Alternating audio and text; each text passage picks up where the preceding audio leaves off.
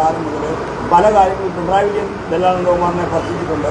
അതിനുശേഷം പല ആളുകളും ദല്ലാൽ നന്ദകുമാർ ഷേഡി ക്യാരക്ടറുകൾ മാധ്യമങ്ങളിൽ വന്നിട്ടുണ്ട്. അപ്പോൾ ചേച്ചി ഇതൊന്നും പഠിക്കുന്നില്ല. അതിനെന്താണ് ഈ നന്ദകുമാറിന് ഒരു പെണ്ണന്വേഷണത്തിനല്ലല്ലോ ഞാൻ പോയത്.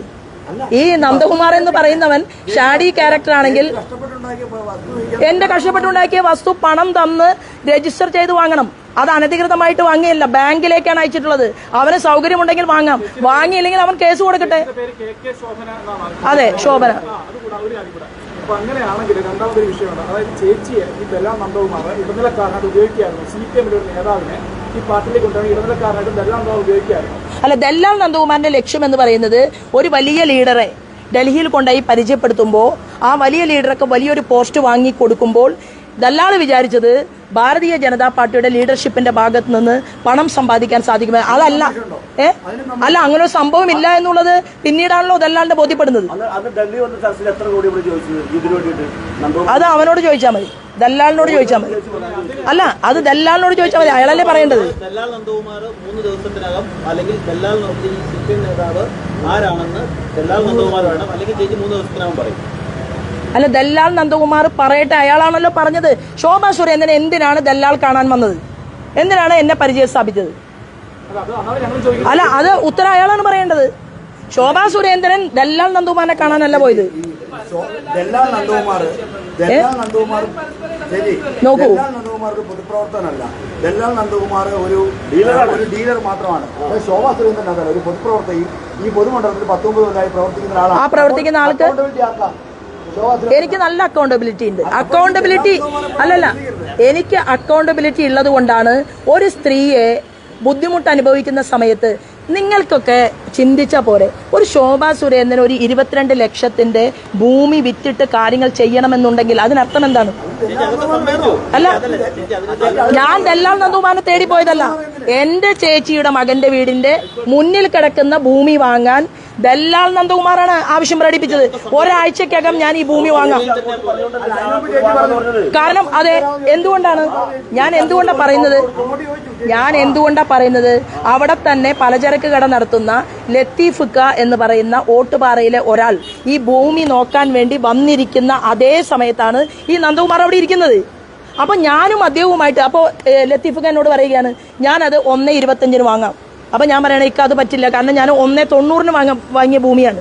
അപ്പൊ എന്റെ വാങ്ങിയതിന് ശേഷം അതിന് ചുറ്റും 1.80 1 രൂപ 1.80 വെച്ച് ഞാൻ കല്ല് കെട്ടിയിട്ടുണ്ട്. അപ്പൊ ഞാൻ ഇക്കയോട് പറയുകയാണ്, ഇത് പറഞ്ഞ് കേട്ടപ്പോഴാണ് ദല്ലാൾ പറയുന്നത് എന്റെ കാറിലിരിക്കുന്നുണ്ടല്ലോ പൈസ, ഞാൻ തരാമല്ലോ പൈസ ഇത്രയും ബുദ്ധിമുട്ടുണ്ടെങ്കിൽ. അപ്പൊ എന്താ സാധാരണഗതിയിൽ ചെയ്യേണ്ടത്? പൈസ വാങ്ങേണ്ടതല്ലേ? ഞാൻ പറഞ്ഞ എന്താണ്, നിങ്ങൾ ഈ ഭൂമി വാങ്ങുക, നിങ്ങൾ എന്റെ അക്കൗണ്ടിലേക്ക് പൈസ അയക്കുക. എന്ത് തെറ്റാണിത്?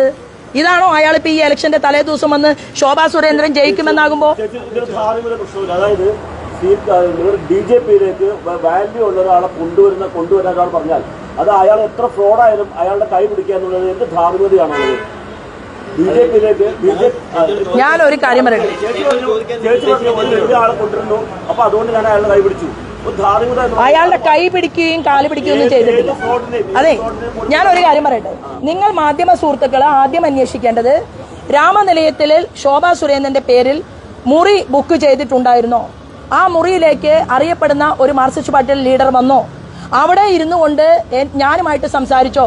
അന്നത്തെ ദിവസം അവിടെ ഏതെല്ലാം മാർക്സിസ്റ്റ് പാർട്ടി നേതാക്കന്മാരുണ്ടായിരുന്നു? മന്ത്രി രാധാകൃഷ്ണൻ ഉൾപ്പെടെ മറ്റാരാണ് അവിടെ ഉണ്ടായിരുന്നത്? അന്വേഷിക്കേണ്ടത്.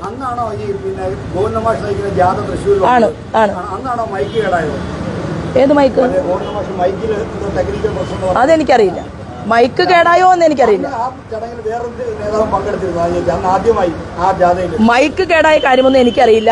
പക്ഷേ കേരളം ഞെട്ടുന്ന രീതിയിൽ മാർക്സിസ്റ്റ് പാർട്ടിയിൽ സ്വാധീനമുള്ള ഒരാൾ BJPയിൽ ചേരണമെന്ന് ആഗ്രഹിച്ചുകൊണ്ട് ഡൽഹി വരെ വന്നു. ആദ്യഘട്ട ചർച്ച കഴിഞ്ഞു.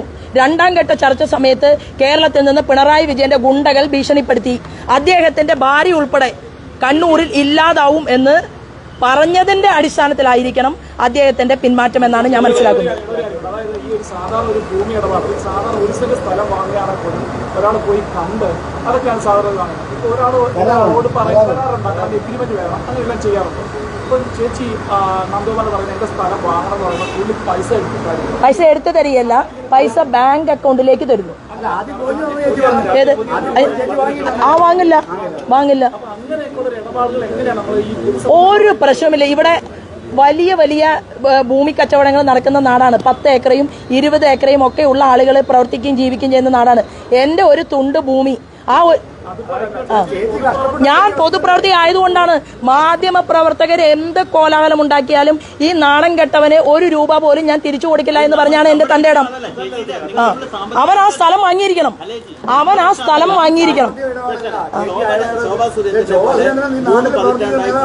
3 പതിറ്റാണ്ടായി പൊതുപ്രവർത്തനം നടക്കുന്ന ആൾക്ക് ഒരു തുണ്ട് ഭൂമി വെക്കാൻ അവകാശമില്ല. അങ്ങനെയൊന്നുമില്ല. ഭൂമി നോക്കൂ, ഭൂമി വേറെ ആർക്കെങ്കിലും വിൽക്കാനല്ല. ഈ ഭൂമി ഇയാൾ വാങ്ങാമെന്ന് പറഞ്ഞത് തന്നെ അവിടെ ഒരു ടെമ്പിൾ കെട്ടിയിട്ട് അയാൾ ജനങ്ങൾക്ക് പൊതുപ്രവർത്തനം ചെയ്യുകയാണ്. എൻ്റെ 4 കുട്ടികൾ വടക്കാഞ്ചേരിയിൽ അച്ഛനും അമ്മയും നഷ്ടപ്പെട്ടവരാണ്. ആ നഷ്ടപ്പെട്ട കുട്ടികൾക്ക് 4 പേർക്കും കൂടിയിട്ട് അയാൾ വീണ്ടും പറഞ്ഞ കഥ അതെയാണ്. 4 പേർക്കും വേണ്ടിയിട്ട് ഞാൻ അങ്ങനെയുള്ള കുട്ടികളെല്ലാം ദത്തെടുക്കുകയും അവർക്ക് വേണ്ടിയിട്ട് ചെറിയ 3 സെന്റ് സ്ഥലത്ത് വീട് വെക്കുകയും ഒക്കെ ചെയ്യുന്ന ആഗ്രഹക്കാരനാണ്. അപ്പോൾ എനിക്ക് വടക്കാഞ്ചേരിയിൽ ഓട്ടുപാറയിൽ തന്നെ അയാൾക്ക് സ്ഥലം വേണം എന്നാണ് അയാൾ എന്നോട് പറഞ്ഞത്. അപ്പോൾ എന്താ വാങ്ങാത്തത്? വാങ്ങണ്ടേ? മനസ്സിലായാലും എനിക്ക് എന്താണ് നോക്കൂ. പിന്നെ കഴിഞ്ഞ ദിവസം എന്തിനാണ് ബ്രിട്ടാസ് കരിമണൽ കർത്തയ്ക്ക് വേണ്ടി എന്തിനാണ് ശോഭാ സുരേന്ദ്രനെ കാണാൻ ആഗ്രഹിക്കുന്നത്? അപ്പൊ ഈ 10 ലക്ഷം അല്ല, ഈ നാണംകെട്ട നന്ദകുമാർ എന്റെ ഭൂമിക്ക് വേണ്ടി തന്ന 10 ലക്ഷത്തെ കുറിച്ച് നിങ്ങൾ ചർച്ച ചെയ്യുമ്പോൾ ഇവിടെ ഈ നിമിഷം ഞാൻ വിചാരിച്ചാൽ കരിമണൽ കർത്തയുടെ 25 കോടി നിങ്ങൾ വേണമെങ്കിൽ പരീക്ഷിക്കാൻ തീരുമാനിക്കാമായിരുന്നു. അല്ല, വേണ്ടല്ലോ. അപ്പൊ ശോഭാ സുരേന്ദ്രന് 25 കോടിയും 50 കോടിയും ഒക്കെ തന്ന് വിലക്കെടുക്കാനുള്ള ഒരുപാട് ആളുകൾ ഈ കേരളത്തിന്റെ മുന്നിൽ നടക്കുന്നുണ്ട്. എനിക്ക് വളരെയധികം സംശുദ്ധമായ രാഷ്ട്രീയ പ്രവർത്തനം നടത്തുന്നത് കൊണ്ടാണ് എത്ര ബുദ്ധിമുട്ടുണ്ടെങ്കിലും എത്ര കരഞ്ഞാലും ഏതെങ്കിലും ഒരു വ്യക്തി വെറുതെ സഹായിക്കാൻ വന്നാൽ ശോഭാ സുരേന്ദ്രൻ കൈനീട്ട് വാങ്ങുന്ന പ്രശ്നമില്ല. അയാൾക്ക് വൈരാഗ്യം വരാൻ കാരണം നല്ല രീതിയിൽ അഖിലേന്ത്യാ തലത്തിൽ നിന്ന് ഡൽഹിയിലേക്കുള്ള നന്ദകുമാറിന്റെ യാത്രകൾ മുഴുവൻ നിരീക്ഷിക്കുകയും ദല്ലാൽ നന്ദകുമാർ ദുബായിൽ പോയി 1.5 വർഷത്തോളം താമസിച്ചതിനെ കുറിച്ച് അന്വേഷണം നടക്കുകയും ഒക്കെ ചെയ്യുന്നുണ്ട്. അനിൽ ആന്റണിക്കെതിരെയും വലിയ ആരോപണം ദല്ലാൽ ഉന്നയിച്ചിട്ടുണ്ട്. അല്ല, വെറുതെ ബ്രിട്ടാസിനോന്ന് ചോദിക്കുക. ബ്രിട്ടാസ് മലപ്പുറം ജില്ലയിലെ ശോഭാ സുരേന്ദ്രന്റെ ബന്ധുവിനെ എന്തിനാണ് ഫോണിൽ വിളിച്ചത്? ഇപ്പോ ഈ ഇലക്ഷന്റെ ഒരു 2 ആഴ്ചക്കിടയിൽ എന്തിനാണ് ശോഭാ സുരേന്ദ്രന്റെ ബന്ധുവിനെ മലപ്പുറത്തുള്ള എന്റെ ബന്ധുവിനെ കാണണ്ട എന്ത് അടിയന്തരമാണ് ബ്രിട്ടാസിന്റെ വീട്ടിലുണ്ടായത് ഒന്ന് ചോദിച്ചാൽ നന്നായിരിക്കും. അല്ല, ആ ബന്ധുവിനോട് പറഞ്ഞിരുന്നു. അല്ല, ആവശ്യം എന്താണ് ഇയാളുടെ ഉദ്ദേശം എന്നൊന്ന് അറിയട്ടെ. മാധ്യമ സുഹൃത്തുക്കൾ അതെല്ലാം അന്വേഷിക്കണ്ടേ? ശോഭാ സുരേന്ദ്രനെ ആർക്കും കാണാൻ കിട്ടില്ലെന്നേ. എന്നെ കാണാൻ കിട്ടും. പൊരി വെയിലത്ത് നിന്ന് വേർത്ത് കുളിച്ചു വരുമ്പോഴാണെങ്കിലും മാധ്യമ സുഹൃത്തുക്കൾ വിളിച്ചാൽ ഞാൻ വരും. സാധാരണ ഒരു വ്യക്തി വിളിച്ചാൽ ഞാൻ വരും. ഇനി ദല്ലാൾ അവൻ തല കുത്തി മറിഞ്ഞാലും ശോഭാ സുരേന്ദ്രന്റെ ഭൂമി അവൻ വാങ്ങിച്ചിരിക്കണം. അവന്റെ അമ്മ തന്ന വാക്കുകൂടിയാണ്. എന്താണ്? ബ്രിട്ടാസ് ഫോണിൽ വിളിച്ചു. മലപ്പുറത്ത് അറിയപ്പെടുന്ന മാർക്സിസ്റ്റ് പാർട്ടിയുടെ നേതാവ്. എങ്ങനെയാണ് ഈത്തപ്പഴത്തിനകത്ത് സ്വർണ്ണക്കുരി വെക്കുന്നത് എന്ന് റിസർച്ച് ചെയ്ത നേതാവിന്റെ ഏറ്റവും അടുത്ത മറ്റൊരു നേതാവ്. സ്വപ്ന സുരേഷുമായിട്ട് നല്ല കൂടിക്കാഴ്ചകൾ രാത്രിയിൽ നടത്തി. നിങ്ങൾക്കിപ്പോ BJPയിൽ ഇവരൊക്കെ കണ്ട ചെറിയ ആളുകളുടെ പേരൊക്കെ ഞാൻ വിളിച്ചു പറഞ്ഞ് അവരെ കൊട്ടേഷൻ കൊടുക്കണോ? ഒരു കൊലപാതകത്തിന് റീത്ത് വയ്ക്കാൻ പോണോ? വേണ്ടല്ലോ. വളരെ ഗുരുതരമായ ഒരു ആക്ഷേപം നന്ദകുമാർ ഉന്നയിച്ചിട്ടുണ്ട്. അതായത് ശോഭാ സുരേന്ദ്രൻ പറഞ്ഞിരിക്കുന്നു, അതായത് BJPയുടെ സംഘടനാ ജനറൽ സെക്രട്ടറി BL സന്തോഷ്, സംസ്ഥാന അധ്യക്ഷൻ K സുരേന്ദ്രൻ, അതായത് V മുരളീധരൻ, ഇവരെല്ലാം തനിക്ക് എതിരാണ്. അതുകൊണ്ട് ഇവരുടെ കൂട്ടത്തിൽ നിൽക്കാനായിട്ട് ഞാൻ തയ്യാറല്ല. അതുകൊണ്ട് എന്നെ സഹായിക്കണമെന്ന് നന്ദകുമാറിനോട് ശോഭാ സുരേന്ദ്രൻ ആവശ്യപ്പെട്ടതായിട്ട് അദ്ദേഹം പറഞ്ഞു. നന്ദകുമാറാണല്ലോ ശബ്ദം മൊഡ്യൂൾ ചെയ്യുന്ന ആള്. കേരളത്തില് ഈ കഴിഞ്ഞ 6 മാസം മുമ്പ് ഞങ്ങളുടെ തന്നെ ദേശീയ വനിതാ കമ്മീഷൻ ചെയർപേഴ്സൺ അവരന്വേഷിച്ച അന്വേഷണത്തിൽ മനസ്സിലായത് മമ്മൂട്ടിയുടെ ശബ്ദം മൊഡ്യൂൾ ചെയ്തിട്ടുണ്ട് ഈ ദല്ലാൽ. ശോഭാ സുരേന്ദ്രന്റെ ശബ്ദം ആർട്ടിഫിഷ്യലായിട്ട്, വീഡിയോ വരെ ആർട്ടിഫിഷ്യലായിട്ട് ഉണ്ടാക്കാൻ പറ്റുന്ന നാട്ടിലാണ് ഞാനും നിങ്ങളുമൊക്കെ ഇപ്പൊ ജീവിക്കുന്നത്. എന്റെ ശബ്ദം വരെ ഉണ്ടാക്കാൻ സാധിച്ചിട്ടുള്ള ഒരുത്തനാണ്. ഒരു കാര്യം ഉറപ്പാണ്, എന്താണെങ്കിലും ഇനി നിഴലിൽ ജീവിക്കാൻ കേരളത്തിലെ ജനങ്ങളുടെ മുന്നിൽ ആലപ്പുഴ പാർലമെന്റ് മണ്ഡലത്തിലെ തെരഞ്ഞെടുപ്പിൽ ശോഭയെ തോൽപ്പിക്കാൻ സാധിക്കുമോ എന്ന് ചിന്തിച്ചുകൊണ്ട് ഇത്തരം ആരോപണമൊക്കെ ആയിട്ട് മുന്നോട്ട് വന്നവന് നിഴലിൽ ജീവിക്കാൻ മോനെ ദല്ലാളെ നിന്നെ ഇനി അനുവദിക്കില്ല. അനിൽ ആന്റണി ഉൾപ്പെടെ ഞാൻ ഉൾപ്പെടെയുള്ളവരെ കേരളത്തിൽ വേട്ടയാടാമെന്നുള്ള ധാരണ, അത് കോടിക്കണക്കിന് രൂപ പലരെയും വിറ്റ് തിന്ന് ജീവിച്ച നിനക്കുണ്ടല്ലോ, ആ ധാരണ അവസാനിപ്പിക്കുന്നതാണ് നല്ലത്. ചില ഘട്ടങ്ങളിൽ ശോഭാ സുരേന്ദ്രന് കാളിയുടെ രൂപവും എടുക്കാൻ സാധിക്കുമെന്ന് ദല്ലാളിനോട് പറയാൻ ഞാൻ ഈ അവസരത്തെ ഉപയോഗപ്പെടുത്തുകയാണ്. നിന്റെ അമ്മയെ വിളിക്കണം. നിന്റെ അമ്മയെ വിളിച്ച് നിന്റെ അമ്മയുടെ പിറന്നാൾ ദിനത്തിൽ നീ കേരളത്തിന്റെ പൊതുസമൂഹത്തോട് പറയാൻ ആഗ്രഹിച്ചത് 100 പെൺകുട്ടികൾക്ക് സൗജന്യ വിദ്യാഭ്യാസം കൊടുക്കുമെന്നാണ്. ആ അമ്മ ജീവിച്ചിരിക്കുന്നുണ്ടല്ലോ, അമ്മയെയും എന്നെയും ഒന്ന് നീ ഒരുമിച്ചിരുത്തണം. ഇങ്ങനെ ഒരു കുരുത്തം കെട്ട മകൻ എങ്ങനെ ഉണ്ടായി എന്ന് ഞങ്ങൾക്കിടയിൽ ആ അമ്മയ്ക്ക് സംസാരിക്കേണ്ടി വന്നിട്ടുണ്ടെങ്കിൽ നിന്റെ പണി പരിപാടികൾ അതെല്ലാം വളരെ ക്ലീൻ ആക്കി തരാം.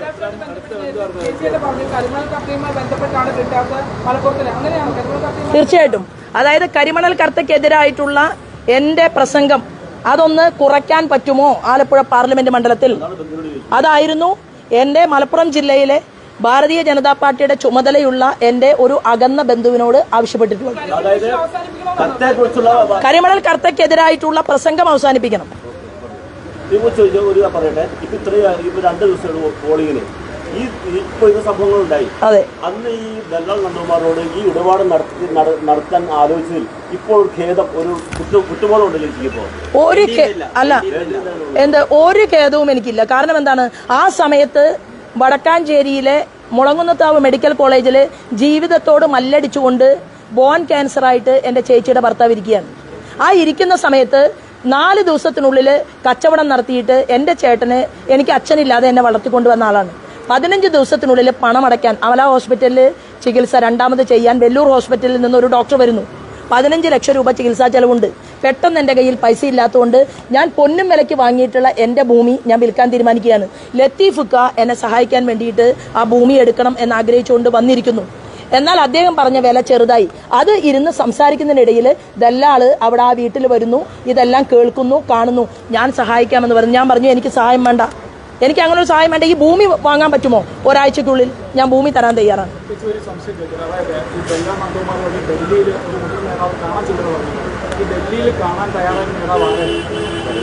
എനിക്ക് അല്ല, അദ്ദേഹം തന്നെയാണ് രാമനിലയത്തിൽ വന്നത്. രാമനിലയത്തിൽ ആരും വന്നില്ലല്ലോ. ഞാൻ രാമനിലയത്തിൽ ഇരിക്കുന്നു. ഒന്നുകൂടി ക്ലിയർ ആയിട്ട് ചോദിക്കണം.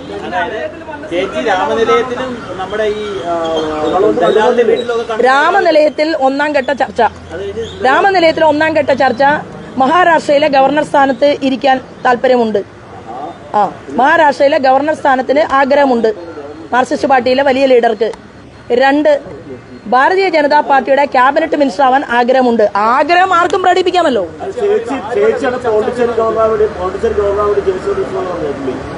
പോണ്ടിച്ചേരി അയാൾ എങ്ങനെയാണ് അയാൾ എങ്ങനെയാണ് കേസുകളിൽ ആളുകളെ ഭയപ്പെടുത്തുന്നതെന്ന് ഞാൻ പഠിച്ചു. ഞാൻ മനസ്സിലാക്കി. ഇയാൾ ഇതും ഇതിലപ്പുറവും പറയും. തീർച്ചയായിട്ടും.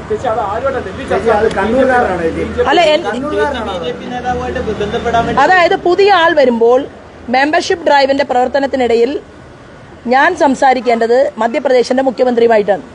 മധ്യപ്രദേശിന്റെ മുഖ്യമന്ത്രി ഏറ്റവും ടോപ്പിലുള്ള ആളുമായിട്ട് സംസാരിക്കുകയും ഈ ബയോഡാറ്റ കൊടുക്കുകയും ചെയ്യും. ഇപ്പൊ കണ്ണൂരിൽ നിന്ന് ശ്രീമാൻ രഘുനാഥ് വന്നു.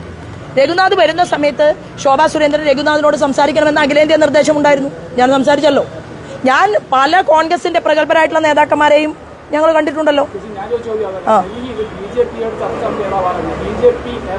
ചർച്ച ഞാൻ പറയട്ടെ, കൊണ്ടുപോകുന്നു, ചേരാൻ തീരുമാനമെടുക്കുന്നു. തീരുമാനമെടുക്കുന്നതിന് മുൻപ് ബയോഡാറ്റ സമർപ്പിച്ച് ഇദ്ദേഹം ഒരു കരുത്തനായിട്ടുള്ള ലീഡറാണ്, BJPയിലേക്ക് വരുന്നതിൽ സന്തോഷം എന്ന് തീരുമാനമുണ്ടാകുന്നു. ആ തീരുമാനമുണ്ടായതിനു ശേഷം ചർച്ചയിൽ ഏറ്റവും ആദ്യം വന്ന് പ്രധാനപ്പെട്ട ആളിരിക്കും. അദ്ദേഹത്തിന്റെ സെക്രട്ടറി വരില്ലേ? ഏറ്റവും ആദ്യം ഒരാൾ വന്ന് അതെന്തിനാണ് പറയുന്നത്? അതെല്ലാം ഞങ്ങളുടെ പാർട്ടിയുടെ ആഭ്യന്തര കാര്യങ്ങളാണ്.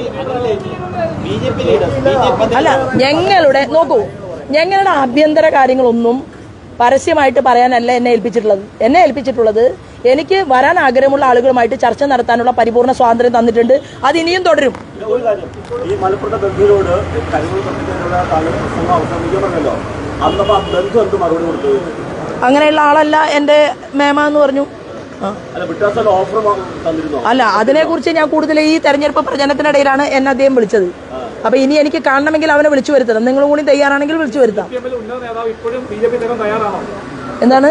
ബിജെപി ചേരാൻ തയ്യാറാണ് നിൽക്കുവാണോ പുള്ളി? അല്ല, മാർക്സിസ്റ്റ് പാർട്ടിയിലെ ഉന്നത നേതാവിനെ ബോധ്യപ്പെട്ടിട്ടുണ്ടാവുമല്ലോ. കാരണം ഒരാളെ കൊണ്ടുപോയി ഇരുത്തുന്നു, ആ ചർച്ച നടക്കുമ്പോൾ ആ മനുഷ്യൻ എന്താ വിചാരിക്കുന്നത്? നല്ല ഒരു പൊസിഷനുമായിട്ട് ഒരു പാർട്ടിക്കകത്തേക്ക് കടന്നു വരണമെന്നായിരിക്കുമല്ലോ അദ്ദേഹത്തിന്റെ ചിന്ത. പക്ഷെ അദ്ദേഹത്തിനെ വിൽക്കാൻ കൊണ്ടുപോയതാണ് എന്ന് പിന്നെയല്ലേ മനസ്സിലാക്കുന്നത്. അതായിരിക്കുമല്ലോ, അല്ലെങ്കിൽ പിന്നെ കോടികൾ ചോദിക്കേണ്ട കാര്യം എന്താണ്?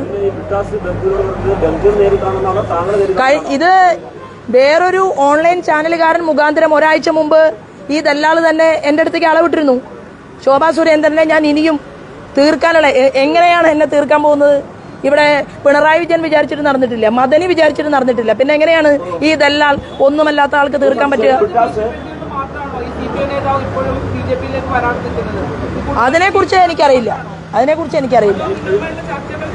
അല്ല, ഭയപ്പെടുത്തിയത് കൊണ്ടായിരിക്കണം.